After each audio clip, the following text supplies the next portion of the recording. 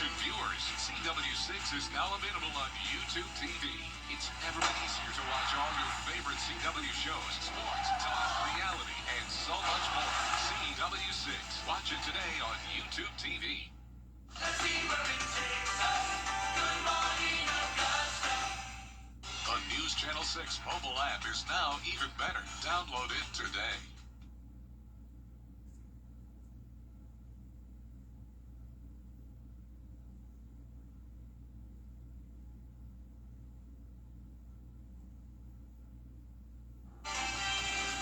Now on News Channel 6 at 5, a man in custody accused of impersonating an officer.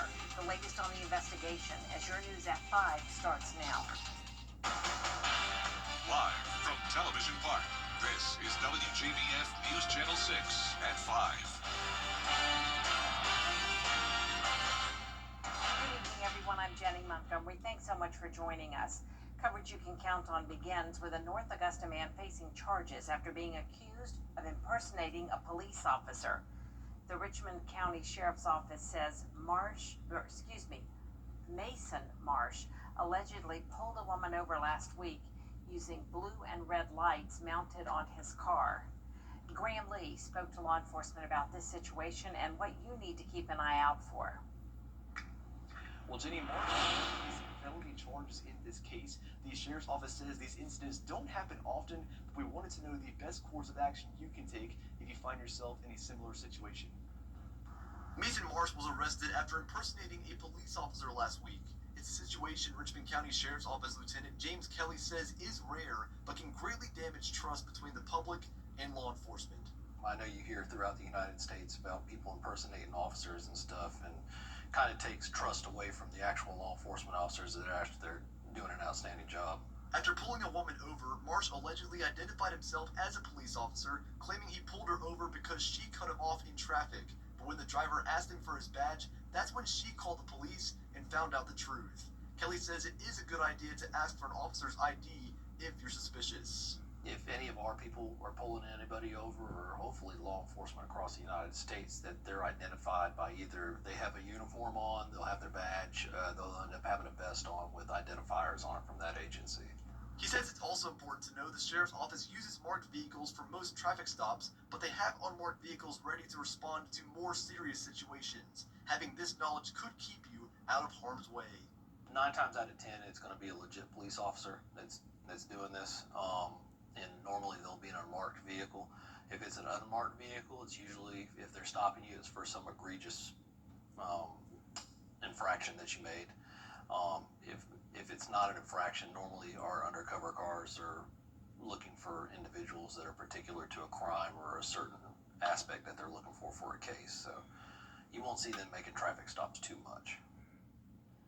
So if you do get pulled over by an unmarked car and feel something isn't right, law enforcement says the best thing to do is to turn on your hazard lights, drive to a well-lit, populated area, and call 911 if you have concerns. Jenny?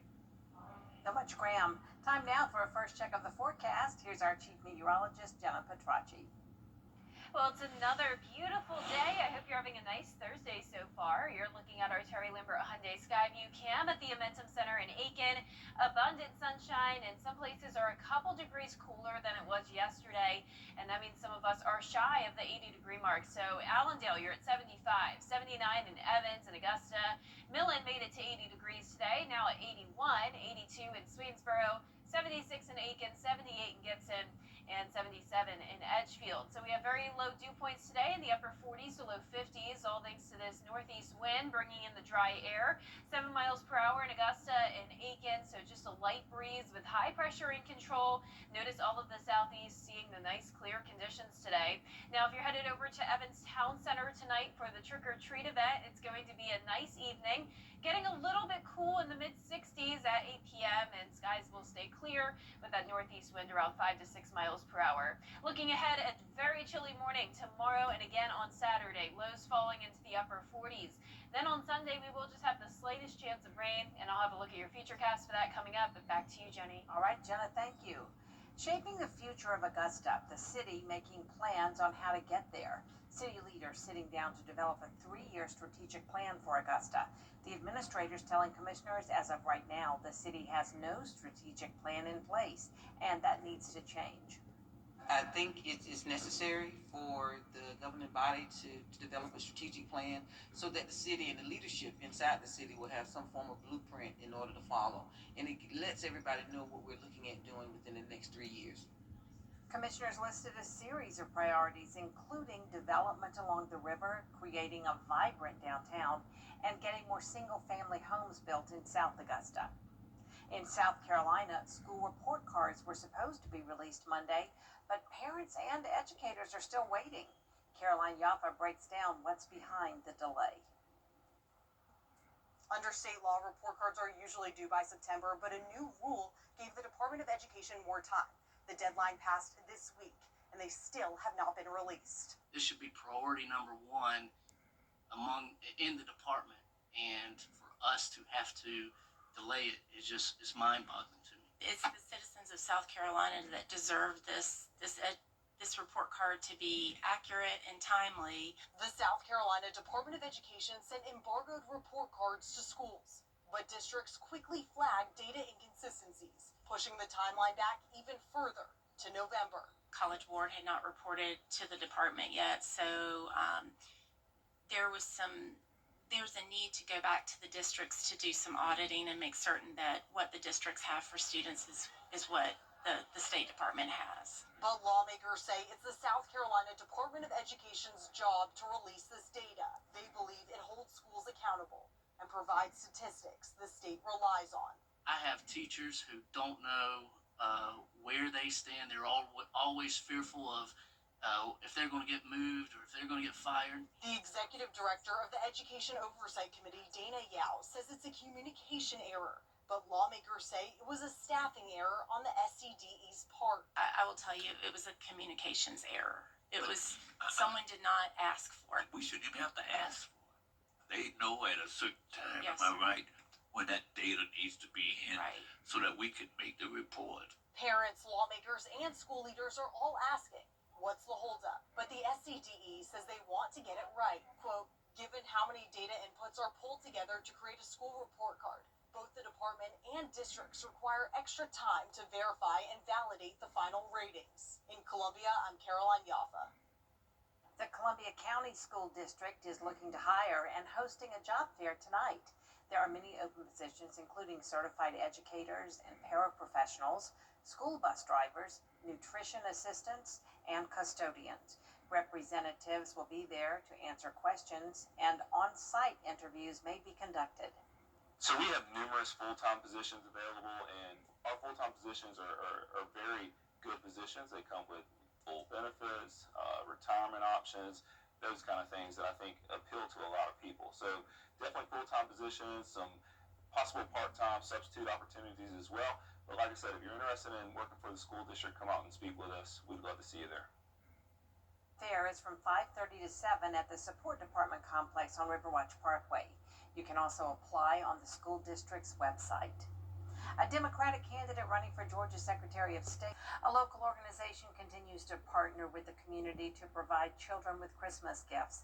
The Salvation Army of Augusta opened applications earlier this month for its Angel Tree program, but the process closed the same day because of high demand. More than 400 families applied. Now the Salvation Army has reopened the application portal. So they opened up, and then within that first day, that was filled with 500 applicants. Right now, we're well over 400 with the anticipation of getting to 500. So there is still a little space left, but for those who are looking to apply, they probably want to do that very quickly. Starting in November, people can find trees with paper angel tags in malls, at the Croc Center, businesses, and Walmarts. On each angel tag is the name of a child in need, along with their clothing sizes and Christmas wish list. Coming up, walking for a cure, we'll hear from a breast cancer survivor ahead of the Miracle Mile Walk next.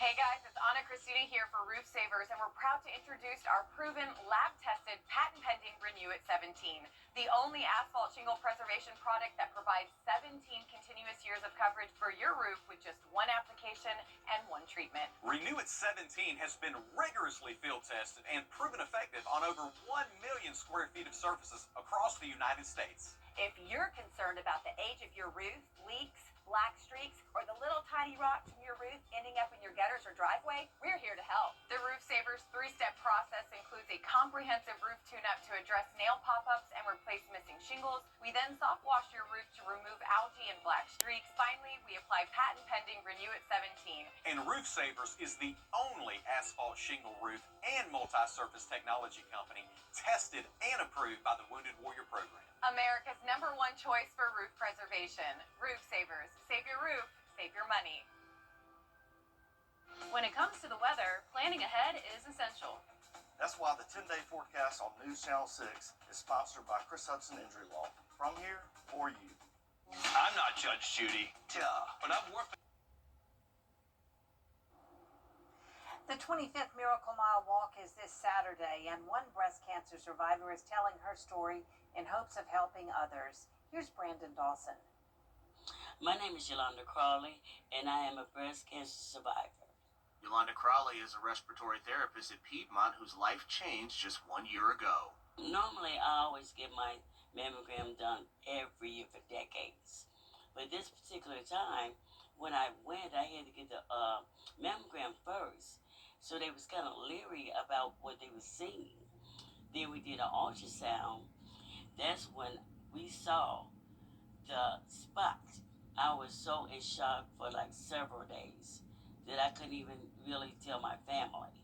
And it took me maybe like 7 to 10 days to open up to my family and let them know because I was scared. Luckily for Yolanda, she would have help during the next step of her journey. I had to go through my biopsies, and then I met wonderful Dr. Monday and his staff here at the Women's Breast Health Center, and they were excellent. Dr. Monday and his presence and his staff, the women that's in outpatient surgery, they was also wonderful. Everybody was with me every step of the way. Another big support group for Yolanda, her family. My family was the biggest support next to Dr. Monday and the crew here. They was there from day one. When I told my parents, my dad, he cried. And then my children and my grandkids, they were just so supportive. It's not a day that I was alone. With everything that's happened, Yolanda understands the importance of having events like the Miracle Mile Walk. There's so many women that's diagnosed with this kind of disease. And I'm one of the lucky ones to say I had no, I didn't have any chemo, had no radiation. Mine was just a pin die. But other people, they wait to the last minute and get stage 2, stage 3, stage 4, and that's not good. So early detection is the key. And I'm glad that I continue on every year taking my mammogram. Yolanda wanted to tell her story in the hopes that it helps others. If you're over 40 nowadays, please just go and get tested. I'd rather for you to be tested early than late. It's not as bad as what you think if you catch it early. Brandon Dawson, WJBF News Channel 6. WJBF is a proud sponsor of the Miracle Mile Walk, and we hope you'll join us this Saturday morning from 8 to 11 at the Augusta Common. You can go to themiraclemilewalk.org to register, donate, and buy raffle tickets for a new golf cart. Still ahead, a big prize on the line in Augusta, how you can get a chance to win a new car after the forecast. We are going to have a couple chilly mornings ahead, starting out our weekend drive, but then ending it with a chance of rain. I'll have all the details, plus a look at the tropics when we return. Weather headlines on WJBF News Channel 6. Brought to you by Southpaw Roofing. Roofing done right. The Giving Your Best Award salutes volunteers of the CSRA for going above and beyond in our community. The Giving Your Best Partners congratulate Tina Marie Watson, owner of Ballroom in Motion. She's the founder of the annual Pink Party for cancer patients and caregivers and a massive part of Fake It to Make It and Dancing with the Augusta Stars. Giving Your Best is brought to you by Science Co., Piedmont Augusta, Security Federal Bank, and News Channel 6. Get 0% financing for... Hi, I'm Melvin Mason, the former commissioner of District 4. I'm here to support Tanya Barnes-Hill Turnley for the next elected commissioner of District 4. She is the person for the job. I'm asking you to go out and vote Tanya Barnes-Hill Turnley for the next elected commissioner of District 4. She knows the type of leadership that District 4 is used to. We're not going back. We're going to continue to move forward in the way that it needs to be done. Vote on November 4th. Paid for by the campaign fund to elect Tanya Barnes-Hill Turnley, Commissioner, District 4. Now, your most accurate forecast with WJBF Live 5/6. Welcome back. It's another beautiful day as we start out with a look at our Terry Lambert Hyundai Skyview cam over the Savannah River. Not a cloud in sight, and we're sitting just below the 80-degree mark, so slightly below average today with dew points on the lower side around 50. A northeast breeze is coming in at 7 miles per hour. Now around the CSRA, we're seeing anywhere from around the mid-70s to the lower 80s. Our southern line counties around that 80-degree mark, but only 76 in Aiken, 75 in Bamberg and Allendale. And all of us are soaking up the sunshine today, not just here in the CSRA, but look how quiet it is all across the southeast. Really not much going on. Now, as we look at our Friday forecast tomorrow, we are going to see some slight changes. It's still going to be a nice sunny day, but it's going to be noticeably cooler when you're headed out the door. Upper 40s, so make sure you dress accordingly. As we go into the afternoon, you can ditch the jackets, though, as it'll be nice and comfortable in the upper 70s. But then bring the jackets back if you're headed to any high school football games. For a Game Night Live game of the week, it's Midland Valley versus Aiken. Upper 60s to start, but then quickly falling into the upper 50s as the game finishes up. Now for the Miracle Mile walk on a Saturday at the Augusta Commons, we're going to be starting out in the low 50s, but notice it's going to be warming up to 70 by the time we get to 11 a.m. So kind of need a jacket, but also may want to have a t-shirt on later on as the sun will be making it feel really warm out there. But low temperatures are definitely going to be pretty chilly over the next several days to come. We're at that time of the year where it's very common for us to start to see the 40s, even though our average low is 54 still. The dew points are also going to be on a roller coaster ride, so we have drier air for Friday. Then an approaching cold front is going to increase our moisture Saturday and Sunday with a bit more cloud cover on Sunday, followed by another big drop in humidity and a cool down for us early next week. So with that cold front coming through, we'll have a 30% chance of rain on Sunday. You can see here on our feature cast that Saturday is still going to be dry with winds coming out of the south, so warming us back up to the 80-degree mark. And then by Sunday morning, if you're headed out early to church, things are quiet around 7 a.m. But once we get into the late morning and afternoon, there's lunchtime. This line of showers comes through, maybe a few thunderstorms, but this model may be a little bit aggressive with the amount of rain it's showing. A lot of this will be breaking apart by the time it gets to the CSRA, but essentially prepare for showers anywhere from the late morning into the early evening hours on Sunday. But overall, this is pretty quick moving. You can see we're already starting to clear out by Sunday night, and high pressure will be taking back over, making for a beautiful week starting on Monday. Now let's talk about the tropics. We have very above average warm temperatures in the Gulf and the Caribbean, and we now have a new area to watch. This is from the National Hurricane Center. There's a wave that's going to come off the coast of Africa, and there's a 20% chance of potential development right around the Caribbean Sea. So this is something we'll be watching very closely around this time next week, headed all the way into Halloween. So we're not done with hurricane season yet. So far, it's been a below average season with 12 named storms, but remember, we still have just over a month left of hurricane season, so nothing for us to worry about at this time, but we'll continue to monitor that area and keep you updated. Upper 40s for some of us tonight, the rest of us at the 50-degree mark. Highs tomorrow are going to be in the mid to upper 70s, and your 10-day forecast is showing a bit more cloud cover with that chance of rain on Sunday, but all of next week is looking dry. Great weather for the fair, and temperatures are going to be still very chilly in the morning, eventually all the way down to 45 the next Thursday morning. All right, looking pretty good. Thanks so much, Jenna. You have a chance to support another great cause and win a brand new car. WJBF and the Murphy Auto Group are teaming up with the Rotary Club of Augusta and the Dr. Mac Bowman Horizon Foundation to raffle off a 2025 Toyota Crown. It's valued at more than $55,000. Raffle tickets are $100 each, and the proceeds this year will go to Rise Augusta. The nonprofit supports nearly 5,000 at-risk students in Richmond County. Local organization been here forever. They do outstanding things in our school system and beyond, helping our children to achieve. And we feel blessed to be able to help them however we can. The car and the raffle helps to do that. Horizon looks at those things to advance and promote the health of our community, to provide hope in our community. There are only 1,500 tickets available for the raffle. We have information on how to enter on WJBF.com. A telethon will also be held on October 23rd from noon until 6 p.m. Up next, a new spin on an old classic, how some Texas high schoolers are working to restore a classic car after the break. We recover over $1 billion. A 1965 Mustang is a car that would catch your ears and your eyes on the road. And that's exactly the goal of some students in Texas. Mariah Williams has more. I'm walking in the ag shop and there's just a 1965 Mustang sitting here. He didn't tell us anything about it. The iconic view is the current restoration project for Blackwell CISD ag students. Tuning in the carburetor. Right now we're doing a lot of lining of the body panels and getting those gaps and measurements correct. We're also working on sanding and painting and priming.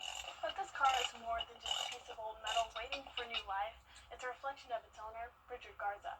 I was broken, I was going through some health issues, and I'm a disabled veteran, so I looked at that car like I'm looking at myself. So what I want to do is I want to see if I can get this car back in working condition and get it back on the road.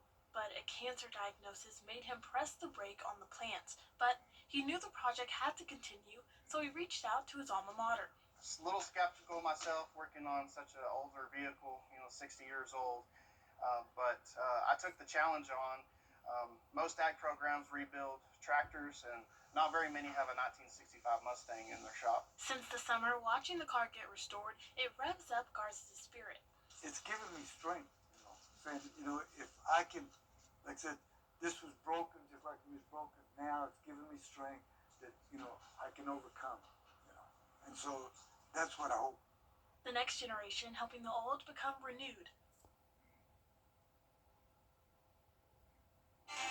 And that does it for us this half hour, but we have more coverage you can count on at 5:30, including the U.S. Air Force and the Coast Guard scrambling to evacuate hundreds of people from remote villages in Alaska because of the typhoon last weekend. We've got those details next.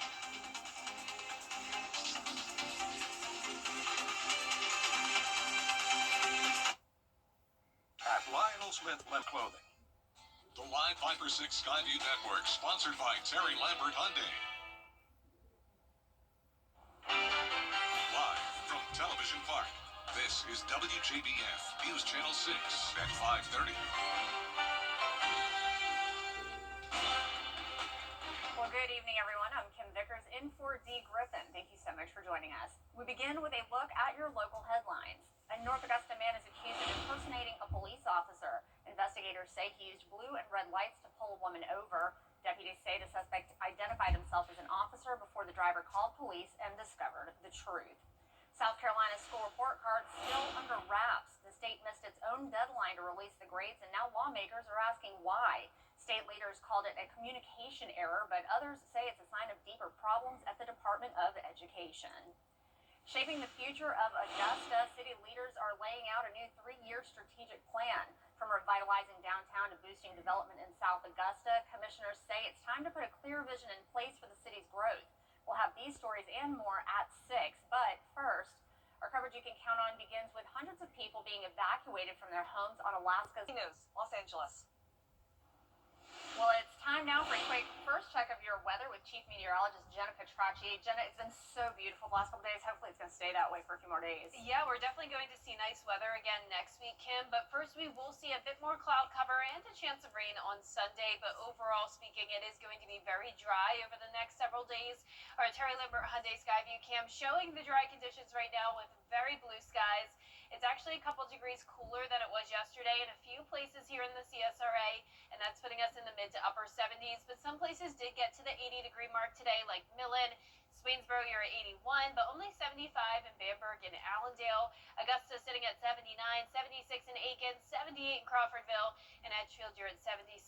Now the dew points are pretty low, around the 50-degree mark with a northeast wind coming in, only sustained up to around 5 to 10 miles per hour, and high pressure is back in control across the entire East Coast here.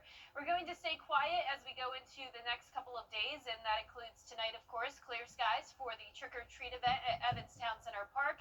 We're going to be dropping into the mid-60s as the event is wrapping up. Now, looking ahead, it's going to get very chilly Friday and Saturday morning, so dress warm. We're going to be in the upper 40s, and then once again, we will have that chance of rain on Sunday. And I'll have a look at your futurecast coming up, but back to you, Kim. All right, Jenna, thank you. Well, at least 16 people have been infected with the measles in South Carolina, according to the State Department of Health. Now, more than 100 unvaccinated students are quarantined, and experts warn more cases will likely pop up. ABC's Rena Roy has the latest. Health officials in South Carolina sounding the alarm with a measles outbreak that has infected at least 12 people across the state. Most of them in Spartanburg County. More than 100 unvaccinated students quarantined at 2 schools in an effort to stop the spread. And it's important to note that the measles virus won't be contained within schools, within school districts, or by county line. The South Carolina Department of Health activating its mobile health unit at multiple locations, offering free MMR vaccinations to the public. But the MMR vaccine, by providing lifelong immunity to the majority of those vaccinated, will contain the virus, and for this reason we're urging those who are not vaccinated to consider getting that protection now. According to data from the Centers for Disease Control and Prevention, the U.S. has reported at least 1,596 measles cases this year, the highest number since 1992. This outbreak in South Carolina comes as former CDC officials raise concerns about the federal agency's preparedness for public health threats after widespread layoffs. We've gotten to the point where so much muscle has been cut from CDC that in order to respond to a medium or large event, it will be extremely disruptive. These 2 top officials resigned in protest after head of Health and Human Services, Robert F. Kennedy Jr., fired the director.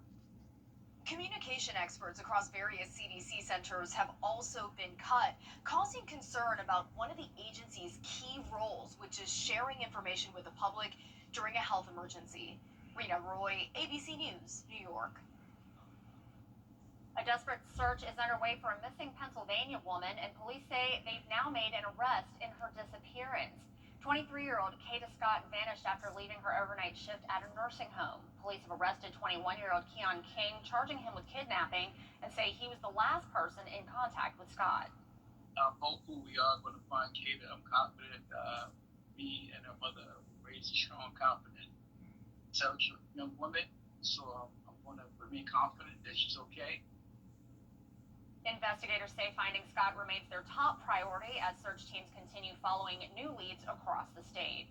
A vote to reopen the government failed for a 10th time. Coming up, a loud crash in the middle of the night, a dog barking, or a deer in the living room. Wait until you see what and who really burst through this man's front door when we come back. And could we see some rain finally this weekend? I'll have a look at your futurecast after what's trending. Tonight, the shutdown.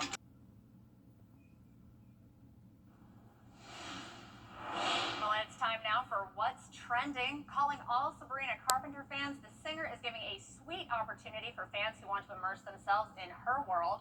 The pop star is inviting up to 20 lucky fans to her short and sweet TV show set in Los Angeles, named after her 2024 studio album. Carpenter is teaming up with Airbnb to host a 3-hour experience on November 18th during her LA tour dates. Guests will get a look at backstage to what life is like on tour, learn the singer's choreography, and drink espresso all by her side. Of course they would. Fans can sign up on Airbnb's website until October 20th, and the best part is that the event is completely free. Now, Espresso is probably the only Sabrina Carpenter song I know, but I do love her as an actor. I'm a huge Boy Meets World fan, so of course I watch Girl Meets World, and she's done several movies and is incredible, but you can tell she's taking, some cues from Taylor Swift and really treating her fans well, so that's pretty cool. Well, the Wildlife Photographer of the Year winner was just announced. The photographer, and I'm going to butcher his name, my apologies, Wim van den Heever, captured this image of a brown hyena standing next to the ruins of an abandoned diamond mining settlement in Nambia. The brown hyena is the rarest of all hyena species. They're primarily nocturnal and live a solitary life. The photographer says that it took him 10 years to get that shot. That is incredible. He was awarded the top prize at London's Natural History Museum, and the photo also won first place in the urban wildlife category. I wonder how he did that. I wonder if he was just hanging out and saw it and took a picture, or maybe he had like those hunter cameras on a tree that he was able to take some snapshots with. That's really interesting. But that's a beautiful picture. Congratulations to him. Well, a new documentary about the making of the Avatar movies is coming to Disney, and a story of a serious case of breaking and entering in North Carolina, but it's not what you think. This culprit wasn't looking for dough. It was a dough, and it seemed to go buck wild. See what we did there?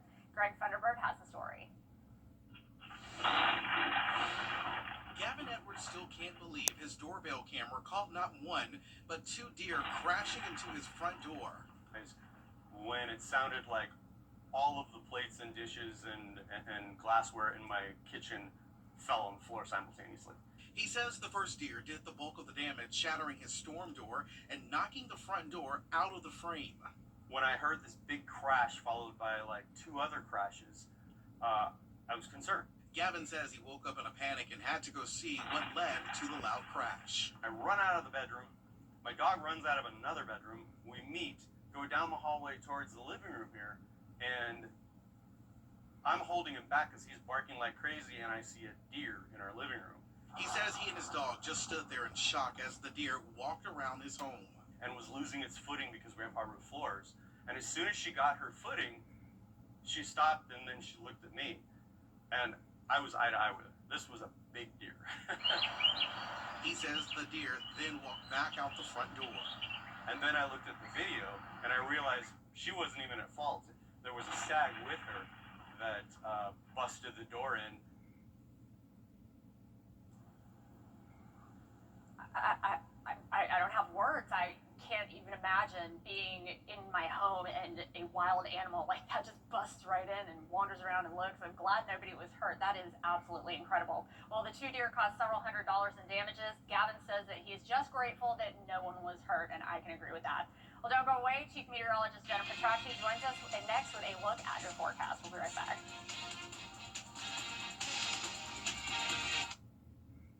It's time to update that. Closed captioning on News Channel 6 is sponsored by Hearing Associates of South Carolina. The Live 5 for 6 mobile app. Download it today. Now, your most accurate forecast with WJBF Live 5 for 6.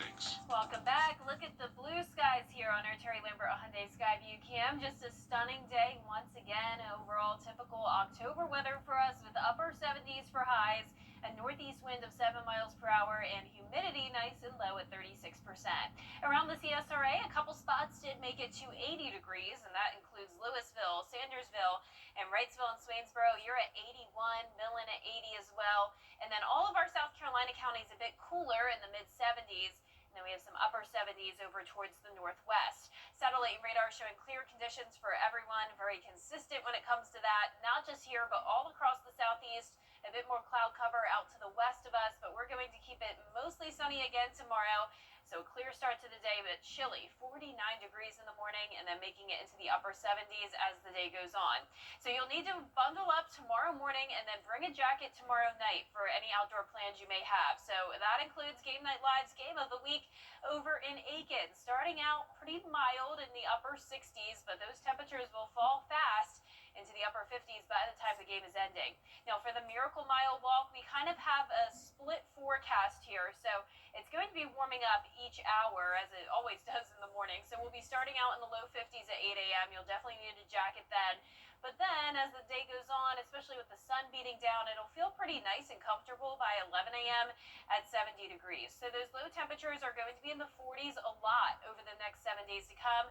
We briefly warm up to 54 on Sunday and then back up to 50 next Wednesday, and the warm-up is due to a cold front coming through, also increasing our dew points on Saturday and Sunday, and then you can see those dew points fall again as that cold front passes us. So as for the rain, we're not going to see a whole lot of it, but we do have a 30% chance on Sunday. Our models are still in a lot of disagreement timing-wise and with the intensity of this front. This model I'm about to show you is a little bit more aggressive and also showing this front come in a bit earlier than some of the other models. But what we know for sure is that Saturday is going to be dry. Early Sunday morning also likely to be dry, but then notice by the late morning and afternoon, this is lunchtime, that cold front starts to move through. Rain possible, of course, and even the possibility of some thunderstorms and heavier downpours. But then high pressure takes back over as we go into our Sunday, and we'll have clear skies to start next week with those temperatures looking pretty good. So you can see over the next 10 days, we're going to have that rain chance on Sunday, but then other than that, all of next week is dry. Plenty of sunshine and high temperatures cooling down even more into the low 70s by the following weekend. Back to you, Kim. Loving those low temperatures. Thank you, Jenna. Well, you have another chance to support another great cause and win a brand new car. WJBF and the Murphy Auto Group are teaming up with the Rotary Club of Augusta and the Dr. Mac Bowman Horizon Foundation to raffle off a 2025 Toyota Crown. It's valued at more than $55,000. The raffle tickets are $100 per ticket, and the proceeds this year will go to Rise Augusta. The nonprofit supports nearly 5,000 at-risk students in Richmond County.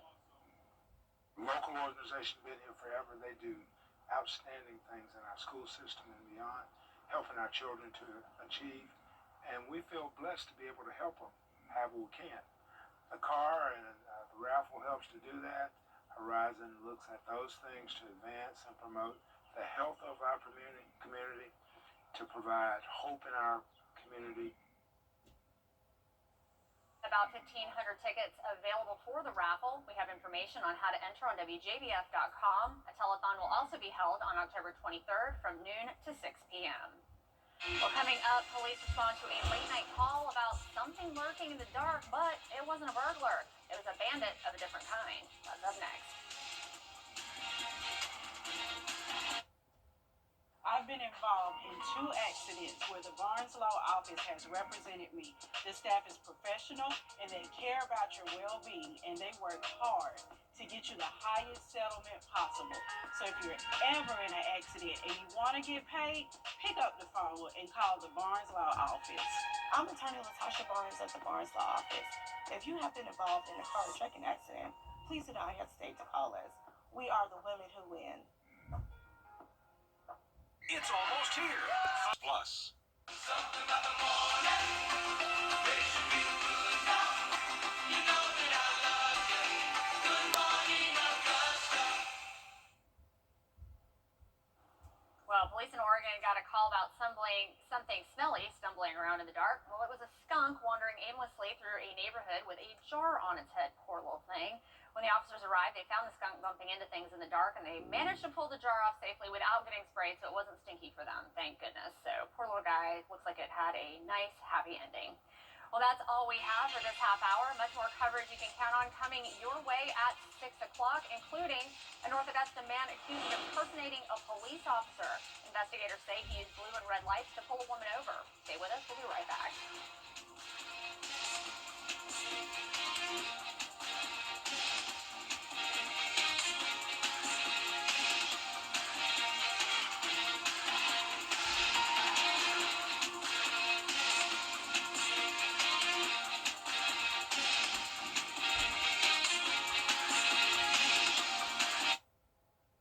When it comes to the weather, planning ahead is essential. That's why the 10-day forecast on News Channel 6 is sponsored by Chris Hudson Injury Law. From here, for you. I am an inherent optimist.